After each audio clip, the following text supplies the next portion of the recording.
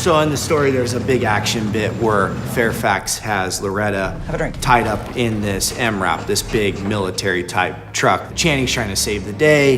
He comes riding up on a scooter.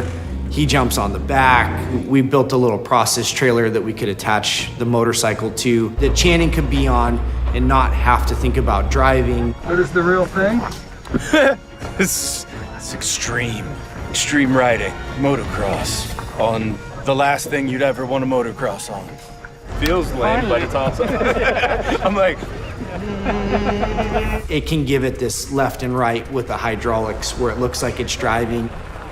So on top of the MRAP, we had cables on the very top. We're going about 15 miles an hour, which doesn't sound like it's that fast, but now we're in an off-road situation, so it's bumpy. No, sleep!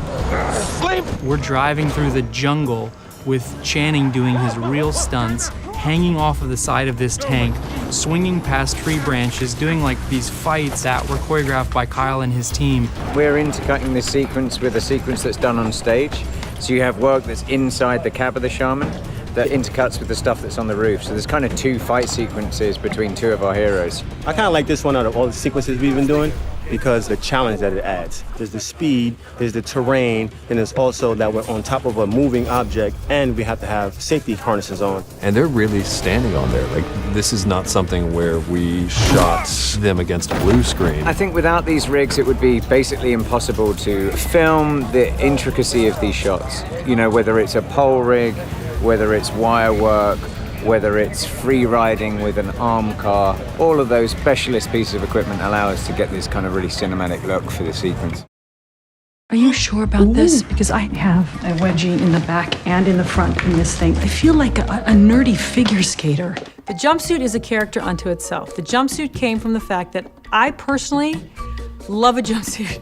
Do I need to be wearing a glitter onesie? You only have to wear this for 2 hours. Do not mess this up. Do you hear me? This is on loan. Everyone's wearing sequins right now. We really wanted to create a costume that highlights Loretta being pulled from her cocoon. It's the last thing you would choose to wear, especially on a jungle adventure. Let's put her in a sequin jumpsuit. You know, what is the most awkward and uncomfortable thing to see Loretta Sage in? We wanted something that, when you stuck this in the jungle, was going to stand out. So color was very important.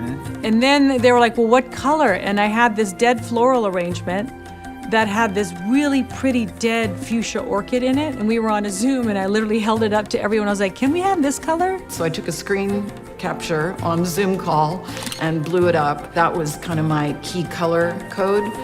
Basically what we did is we have illustrations of the suit, which we gave to the director, just to work out what shapes would possibly look right. But we went through lots and lots of iterations before we finally landed on that. She found, in a pandemic, endless rolls of sequins, but not just any sequins, because as she knew, she said the sequence can't shed, it can't scratch Channing's face. It's my hoo-hoo.